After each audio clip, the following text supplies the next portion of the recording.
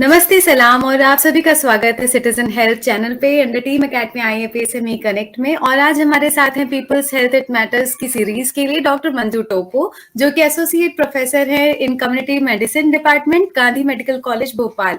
बहुत बहुत स्वागत है मैम आपका हमारी इस सीरीज में। Thank you so much. Thank you Ritu.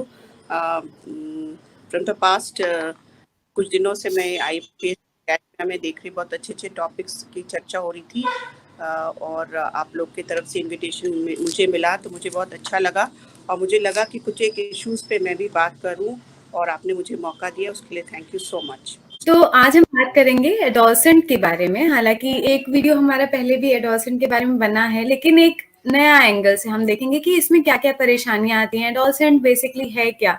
हम बात कर रहे हैं, एक अगर नॉर्मल भाषा में बात करें कि एडोलसेंट, या कहते हैं ना कि बच्चे को जब कॉलेज में चले गए, अब हमारे बच्चे हाथ से बाहर हो गए, हमारी समझ में नहीं आ रहे, ये बहुत बिगड़ रहे हैं। तो आज डॉक्टर के एंगल से हम देखेंगे कि बच्चे बाहर हाथ से कैसे जा रहे हैं, एज का क्या फैक्टर है, एज की वजह से तो नहीं कहीं ये चिड़चिड़ाहट है। तो आज ये सारी चीजें हम मैम से जानेंगे और शुरू करते हैं ये सेशन मैम के साथ एडोलसेंट पे। और मैम से सबसे पहले जानते हैं कि मैम, अगर हम बात करते हैं एडोलसेंट की, तो वो क्या एज ग्रुप है जो एडोलसेंट को डिफाइन करता है। एडोलेसेंट जैसे प्रीवियस वीडियोस में भी कहा गया था, it's a Latin word which means to grow up ना। तो it is basically life between childhood and adulthood, उसके बीच का ये फेज है। और इसको 3 भाग में बांटा गया है। 9 to 13 is early adolescent, 14 to 15 is mid adolescent and 16 to 19 is late adolescent. और इसमें ये देखा गया कि इस एडोलेसेंट में which we also called age puberty, जो वर्ड एक आता है प्यूबर्टी, ये फीमेल्स में 11 ईयर्स में स्टार्ट हो जाता है, मेल्स में ये 13 ईयर्स में स्टार्ट हो जाता है। और उसके साथ साथ 2 चीज़ का ग्रोथ होता है, एक primary sexual characters and secondary sexual characters. Primary sexual characters जो होता है वो रिप्रोडक्टिव ऑर्गन्स होता है, एक्सटर्नल जेनाइटेलिया का ग्रोथ होता है, वो इट डेवलप्स रैपिडली। और सेकेंडरी सेक्सुअल कैरेक्टर्स में आपकी ब्रेस्ट, हिप और इन सब का फेशियल और एक्सिली हेयर का ग्रोथ होता है। तो ये सब पीरियड है। इसके बाद this is what I want to tell about adolescent. We will go mainly into the problems. हाँ राइट मैम, मेरे दिमाग में भी यही क्वेश्चन आ रहा था कि जब हम बात करते हैं प्यूबर्टी की, प्यूबर्टी ऐसा वर्ड है जो सबने सुना ही होगा कि प्यूबर्टी हिट करती है तो जो भी बच्चा है वो एक फिजिकल चेंज से या इमोशनल चेंज से गुजरता ही है। तो मैम, क्या क्या परेशानियां एक एडोलसेंट एज में फेस करना पड़ता है बच्चों को, ये क्या क्या चीजें हैं मैम, प्लीज एक बार एक्सप्लेन करेंगी। प्रॉब्लम्स अगर हम देखा जाए, we are straight away coming to the problems because I feel इस समय में हमें लगता है कि हर पेरेंट्स अपने एडोलेसेंट या नियर बाय या पड़ोसी या आसपास के एडोलेसेंट के प्रॉब्लम से फेमिलियर है और कुछ कहीं ना कहीं उनके लाइफ्स को भी अफेक्ट करता है। और मुझे ऐसा लगता है कि एडोलेसेंट को हेल्प हर कदम पे ज़रूरत है और guidance at each and every step. मैं पहले एक ब्रीफ करना चाहूँगी कि सबसे पहला खासियत क्या है एडोलेसेंट में, कि उनमें एक्सेसिव एनर्जी रहती है कुछ करने की, इतनी एनर्जी रहती है। और उनको एक इंडिपेंडेंस चाहिए, इकोनॉमिक इंडिपेंडेंस चाहिए, इंडिपेंडेंस फ्रॉम पेरेंट्स चाहिए, कोई पीयर प्रेशर नहीं होना चाहिए उस पर। और एक रिबिलियस एटीट्यूड होता है, एग्रेसिवनेस रहता है और किसी के दबाव में रहना नहीं चाहते हैं। ये एक बहुत major problems which the parents are recently facing. Now coming to the development problems में एक तो over growth and under growth of hair, overweight है, अंडरवेट है, स्किन कलर के प्रॉब्लम्स है, फेशियल डिफॉर्मिटीज़ है, पिंपल्स हो गया, थोड़े से लिम्ब डिफॉर्मिटी होगी, abnormal growth of the genitalias and breast से। ये एक ऐसी डेवलपमेंट प्रॉब्लम्स है जो कि एडोलेसेंट बहुत ज़्यादा वरीड रहते हैं। To just cite an example, adolescent एक लड़की आई, कहती है कि हमें पर्सनालिटी बनाना है। मैं बोला पर्सनालिटी बनाना बेटा, what do you mean by personality बनाना है? नहीं मुझे पर्सनालिटी बनाना है, and she was very looking very disturb. तो हमने क्या है बेटा, कहती कि मुझे मेरा ब्रेस्ट बहुत छोटा है और हमें मुझे कुछ दवा दो ताकि मेरा ब्रेस्ट बड़ा दिखे। और शी वॉज सो डेस्परेट कि मुझे चाहिए वो मेडिसिन ताकि मैं ब्रेस्ट बड़ा कर सकूं। अब एक दूसरा एग्जांपल, एक लड़की ऐसी आई कि वो सेम यही मेडिसिन मांगने आई। वो ये कहती है कि मैं एक बॉयफ्रेंड को, एक लड़का है जिसे मैं बहुत पसंद करती हूँ, पर वो नहीं पसंद करता है मुझे क्योंकि मेरे ब्रेस्ट छोटे हैं। मतलब लड़के उन लड़कियों को पसंद करते हैं जिनके ब्रेस्ट छोटे हैं।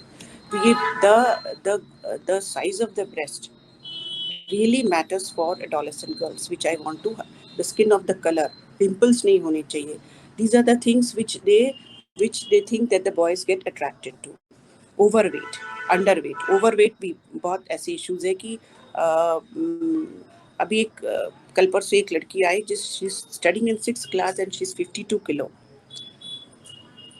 तो ऐसे इश्यूज है, पेरेंट्स एनकरेज नहीं करते। जब हमने कहा कि आपकी बेटी का वेट बहुत ज़्यादा है तो वो कहती है वो तो घर में ही रहती है, फिजिकल एक्टिविटी करवाइए। जब मैंने उसको कहा तो कहती कि नहीं, अब वो कोरोना है तो कोरोना की वजह से हो गया है। बट ये सब छोटी छोटी प्रॉब्लम्स है जो पेरेंट्स को फोरसी करना चाहिए कि आपका बच्चा समय पे खाए, उठे, सोए और ऐसे ओवरवेट या अंडरवेट की स्थिति में ना जाए। दूसरा एक प्रॉब्लम आता है psychological problem, psychological and sexual problems which specially related to sexual issues है कि सेक्सुअल फीलिंग्स होता है, सेक्सुअल रिलेटेड इश्यूज होता है, चाइल्ड बर्थ, रिप्रोडक्शन, मास्टरबेशन, इन सब से रिलेटेड इनकी बहुत फैंटेसी रहती है और बहुत मिथ्स और कंसेप्शन रहते हैं उनको, विच आई ऑफन फेस। फिर मैं एक एग्जाम्पल साइड करना चाहूँगी। एक एडोलेसेंट ऐसी घुसी, पूरे कपड़े बांधी हुई थी और कहती है कि मैडम मैंने कल रात को टीवी देखा और वो लड़की उल्टी कर रही थी। उल्टी कर रही थी और उससे क्या लेना देना बेटा, उल्टी कर रही थी तो अब शी हैड, मुझे लग रहा है कि मैं प्रेग्नेंट हूँ। तो हम लोग मतलब अब कोई एडोलेसेंट गर्ल किसी डॉक्टर के पास जाती है तो डॉक्टर को कोई राइट नहीं है पूछने के लिए कि do you have any relation और डू यू, जब तक कि वो लड़की अपने प्रॉब्लम से निकल खुद बोले। तो वो कहती कि मैडम मेरा पीरियड्स ओवरड्यू हो गया है और 1 महीना हो गया है और हमले तुम्हें ऐसा क्यों लग रहा है कि पीरियड्स ओवरड्यू हो गया, तो आ जाएगा, कमजोरी से होगा। नहीं मैडम, मैंने रात को देखा कल टीवी में उल्टी हो रही थी और तो हमने उल्टी हो रही थी, पीरियड्स ओवरड्यू हो गया है, मतलब इससे क्या कनेक्शन है। मतलब I wanted to know that she should come out gradually with what she wanted to tell. तो हमने बेटा ऐसा कोई है, ऐसा तुम्हें लगता है कि ऐसे किसी से दोस्ती है? Then she just answer to that question कि मैडम हमने बस गले लगे थे और हमारे बस रिप्रोडक्टिव ऑर्गन्स टच हुए थे। तो उस टेंशन से वो इतनी डिप्रेस थी। तो हमने बेटा कुछ नहीं होगा, अगर तुम सच बोल रही हो कि सिर्फ टच हुए थे तो उससे तो प्रेग्नेंट नहीं होते हैं। And she very happily went and she came after a month और सो। जब उसके पीरियड्स आ गए तो वो आई खुशी खुशी बोलने के लिए कि मैडम पीरियड्स आ गए। तो दीज आर सर्टेन मिथ्स। ये सब चीज मिथ्स इतने ज़्यादा एडोलेसेंट में, इनको ये इन्फॉर्मेशन, सही इन्फॉर्मेशन और काउंसलिंग होगा तो ये प्रॉब्लम बहुत इजीली सॉर्ट आउट होगा। इस इश्यूज को मैं बहुत कहना चाहती हूँ। एक पेरेंट्स होते, बट पेरेंट्स यूजुअली बच्चे खुलते नहीं है पेरेंट्स के साथ, या तो बहुत क्लोज फ्रेंड्स होते हैं या काउंसलर्स होते हैं। काउंसलर्स भी आज हमारे सेटअप में, इंडियन सेटअप में, we don't have a dedicated counsellors where the adolescent can go and seek solution to the problems. तो वो एक ऐसा जगह ढूंढते हैं या फ्रेंड्स होते हैं या बुक्स होता है, उन्हीं से आधा अधूरा इन्फॉर्मेशन लेके they carry along with their problems. Some try to find out the solution, but many of them they carry and go into they end up into illegal abortion, landing into anemia, and then nutrition deficiency, iron deficiency, etc. Third problem है education problem है उनका कि एक tension of attending classes है, to do good, failure in the exams है, low score आ गया, concern about the marks, है ना। तो एंड और बहुत सारे लो आईक्यू फीलिंग होती है कि हम स्कोर कर पाएंगे, हम कॉम्पिटिटिव एग्जाम्स निकाल पाएंगे नहीं, और ये सब ऐसे इश्यूज है कि जो कि पेरेंट्स काफ़ी हद तक एड्रेस करते हैं, बट फ्रेंड्स भी एड्रेस करते हैं, बट इसका भी वो बेचारे कहीं इसका सोल्यूशन टीचर से उतने खुले नहीं रहते हैं कि हर चीज़, हर कंसर्न को टीचर्स को बता सकें।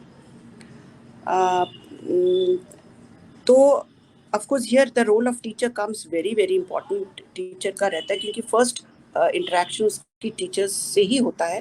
तो टीचर्स को बेसिकली फिजिकल एक्टिविटी अगर देखा जाए तो फिजिकल स्पोर्ट्स एनकरेज करना चाहिए, proper training, knowledge about physical fitness, extra curricular activities है, ये सबको बहुत ज़्यादा प्रमोट करना चाहिए। पेरेंट्स को भी प्रमोट करना चाहिए कि आप डेली 30 मिनट्स ऑफ एक्सरसाइज करो, वॉक करो, घर नहीं तो घर में करो, बट पेरेंट्स और teachers have a very very important role to play with in keeping their child fit.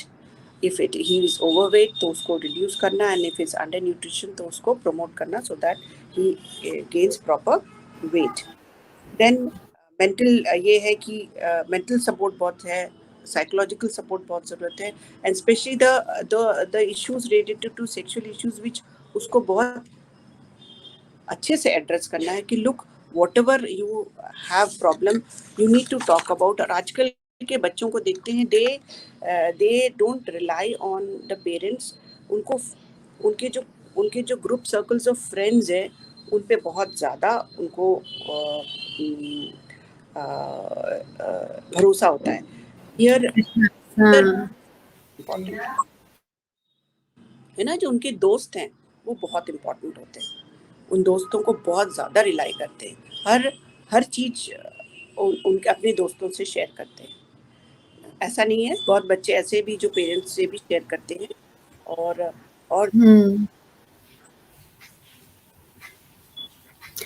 Ma'am लेकिन अगर पेरेंट्स के एंगल से देखा जाए तो जैसा अभी आपने एक केस बताया कि वो बच्ची आई और उसने आपसे शेयर किया कि हाँ उसका कोई ऐसा दोस्त है और ऐसी बात हुई, लेकिन पेरेंट्स तो शायद इस बात को सुन के और कुछ अग्रेसिव नेचर अपनाने लगे या कुछ करें, तो पेरेंट्स के लिए क्या मैसेज है मैम कि कैसे ये सारी चीजें, क्योंकि ऑब्वियसली उनके बहुत एक्सप्लोर करने का।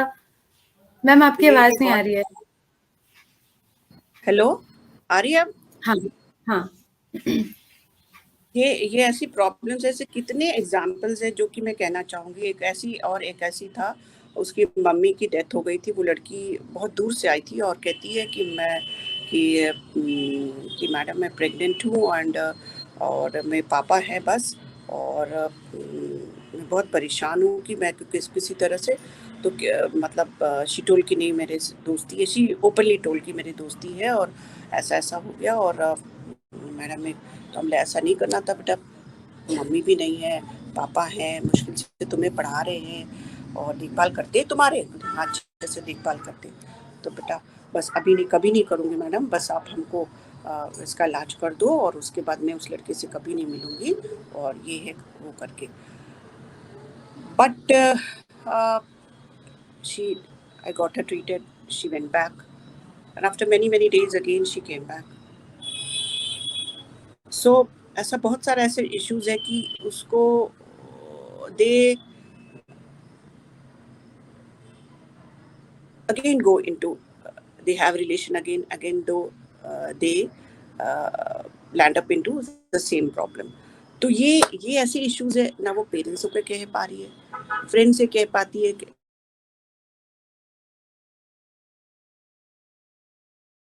कही होगी जिसकी वजह से यहाँ का। तो ऐसे इश्यूज है कि कुछ लोग तो सुन लेते हैं और अपनी जीवन बिता लेते हैं। अब पेरेंट्स बेचारा, उसके पापा को कुछ भी नहीं पता है और ऐसी चल रही है उसकी लाइफ। तो मैं भी बहुत सोचती हूँ कि ये कैसे इस इश्यूज को एड्रेस करें।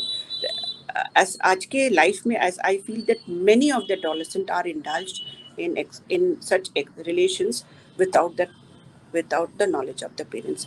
But the parents should be, at least the mother should be vigilant about her periods, about any change in her behavior, like nausea हो रहा है, vomiting हो रहा है, भूख नहीं लग रही है, और स्पेशली पीरियड्स का बहुत विजिलेंट होना चाहिए कि look, why my child did not gate have periods today, ये खाई क्यों नहीं, ऐसा तो नहीं कि जाके वो उल्टी कर रही है, अगर अर्ली मॉर्निंग सिकनेस तो नहीं है उसको।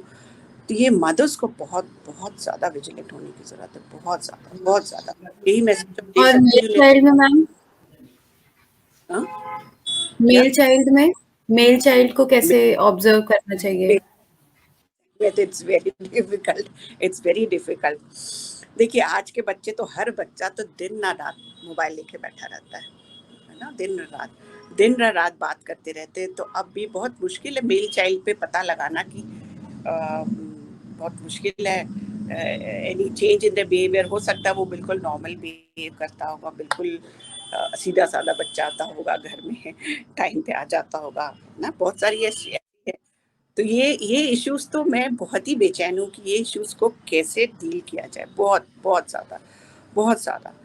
Another example I want to tell that related to the reproductive issues था कि that girl came with severe UTI, burning and white discharge and itching and she had intense pain. तो वो कहती कि मैडम, वो तो बताने को तैयार नहीं, but as soon as I came to know that she's an adolescent, तो ऐसे कैसे हो सकता है बेटा, मतलब आपको इतनी ज़्यादा मतलब इतनी सारी प्रॉब्लम्स एक साथ ऐसे कैसे हो सकती है। बहुत प्रूव करने के बाद, बहुत ये करने के बाद, शी टोल्ड कि no, we had relation 4 days ago और इतना सीवियर पेन है मैडम, पेन से मैं बहुत तड़प रही थी, और मेरा जॉइंट फैमिली है, और मैं कैसे करती, बहुत मुश्किल से पता मिला तो मैं आई, and I addressed and I gave her counselling कि नहीं, अच्छे से तुम अपना जीवन जियो, अपने करियर पे ध्यान दो, पढ़ाई पे ध्यान दो, अपने हेल्थ पे ध्यान दो, है ना, पूरी जीवन रखिए, अच्छा आदमी बन जाओ तो तुम्हारे माँ बाप अच्छा घर में शादी कर देंगे। Another example I want to tell, which is again very important, कि how mothers, parents, हो सकता है सब पेरेंट्स ओवरलुक नहीं करते होंगे, that mother was a old patient she used to come with her daughter. One day she came कि madam उसको बहुत दिन से पीरियड्स होने रहे हैं, और डेली उल्टी करती है, डेली उल्टी कर रही है, खाना भी नहीं खा रही, उल्टी कर रही है।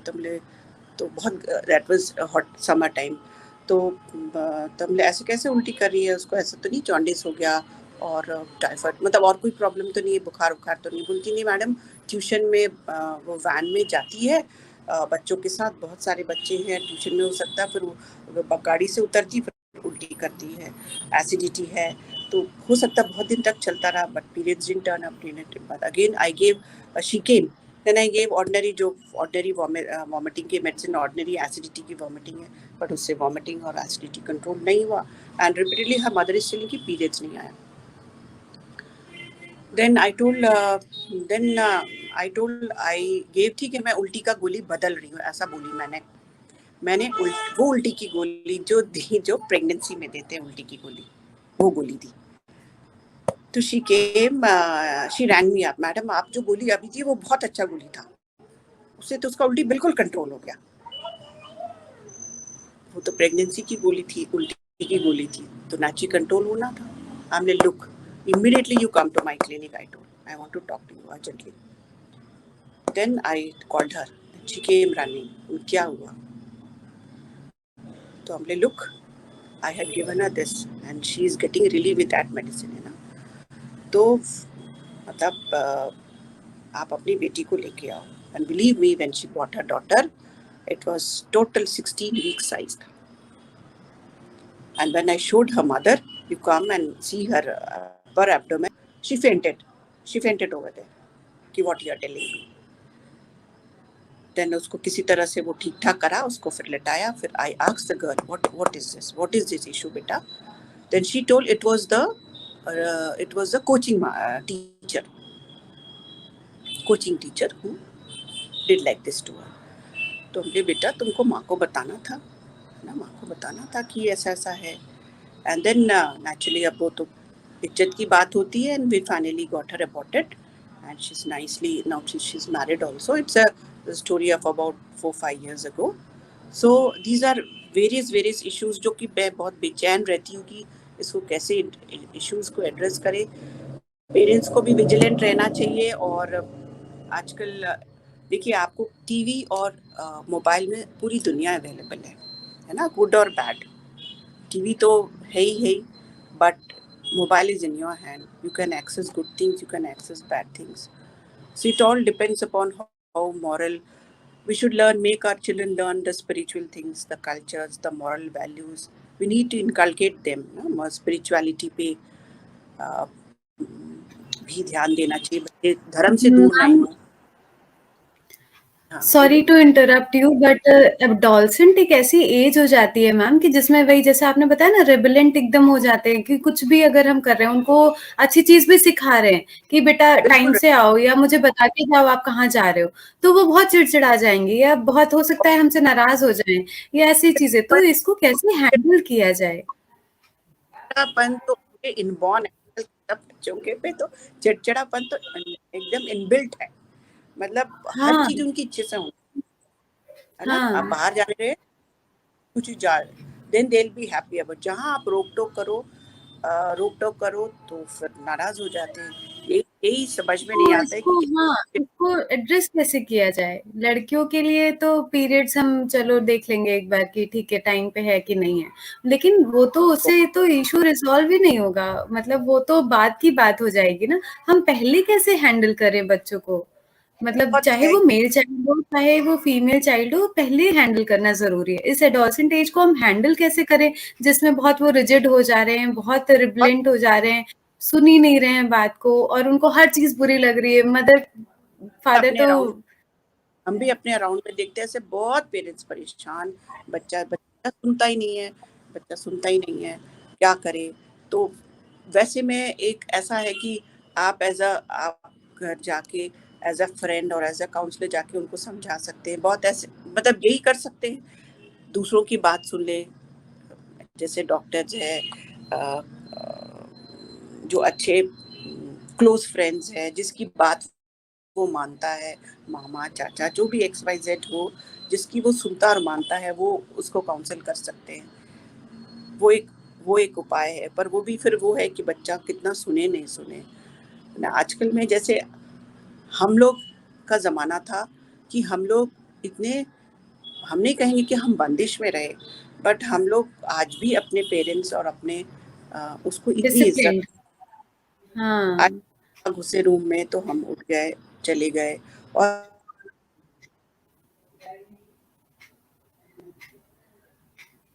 वही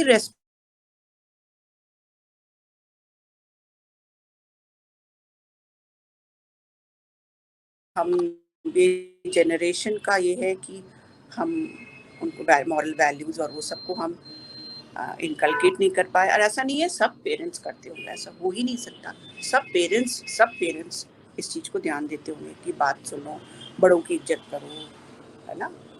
मतलब हर अच्छी बातें पेरेंट्स बताते होंगे. हमें नहीं लगता कि कोई भी पेरेंट इस दुनिया में नहीं अपने बच्चे को सही रास्ता बताता होगा. बट ठीक है, these were the some issues which I wanted to share.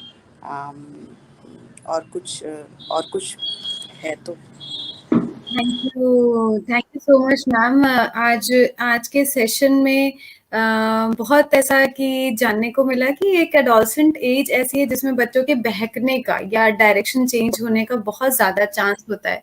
और एडोलसेंट में बच्चा पूरा माने. हाँ, और एक बच्चों में देखा कि मूड स्विंग है ना, लो esteem from low esteem and mood swings इतना ज़्यादा. Someday where they are very happy, someday they are very depressed and very confused कि what is the role of my life, मतलब why I am there, why, मतलब ऐसे बहुत सारे ऐसे सवाल रहते हैं उनके, है ना. what is the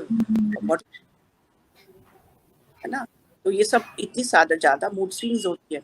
क्या होता है कि हम लोग शायद हमारे पेरेंट्स हमें घर के काम में लगाते थे, छोटे-छोटे काम में, शायद हमारी गलती कि हम पेरेंट्स बच्चों को उतने घर के काम में नहीं लगाते। ये भी एक था कि हम लोग की बड़ी फैमिली हुआ करती थी, अभी न्यूट्रल फैमिली होती है, 1 चाइल्ड 2 चाइल्ड होता है, तो उसमें और फिर एक बच्चा चला गया, बच्चा अकेले घर में, वर्किंग पेरेंट्स है, टाइम नहीं दे रहे हैं। तो ये सब बहुत सारे रीज़न्स हैं शायद, जो कि पेरेंट्स कम टाइम देते, ये तो है। Both of parents are working, majority of the families, बच्चा अकेले है दिन भर घर में।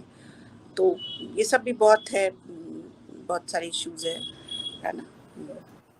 Thank you so much ma'am हमसे बात करने के लिए। एटलीस्ट आज के टॉपिक में हमें ये पता चला कि एडोलसेंट एज ऐसी एज है जिसमें बहुत ज़्यादा पेशेंस की, ध्यान देने की, केयर, लव, ये सारी चीज़ें एक पेरेंट को ध्यान रखनी चाहिए कि वो अपने बच्चे को दे, बहुत प्यार से हैंडल करे। शायद सबसे ज़्यादा नाजुक बोल सकते हैं वो उम्र होती है, और उस नाजुक उम्र को उनको बहुत सख्ती ना बरत के एक दोस्त की तरह उनसे प्यार से संभाल के उनको एक ऐसे रास्ते पे ले आए जहां उनके साथ ऐसे कोई केसेस ना हो जैसा मैम ने अभी बताया। आई विश, आई होप कि सारे पेरेंट्स इस वीडियो को देखेंगे और समझेंगे कि मैम क्या मैसेज देना चाह रही थी, कि इस एज में बच्चों को संस्कार शायद ना समझ में आए, लेकिन हमें समझाना जरूरी है, बार बार, लगातार, जितनी बार हो सके उतनी बार। बहुत बहुत धन्यवाद मैम हमारे साथ जुड़ने के लिए, और मैं सभी से रिक्वेस्ट करूंगी कि इस वीडियो को लाइक करें, शेयर करें और हमारे चैनल को सब्सक्राइब करें। और अगर आपका कोई भी कमेंट, कोई भी बात होती है तो प्लीज कमेंट सेक्शन में लिखकर हमें शेयर करें ताकि हमें आपका मैसेज मिल सके। थैंक यू सो मच आप सभी का। थैंक यू मैम हमसे जुड़ने के लिए।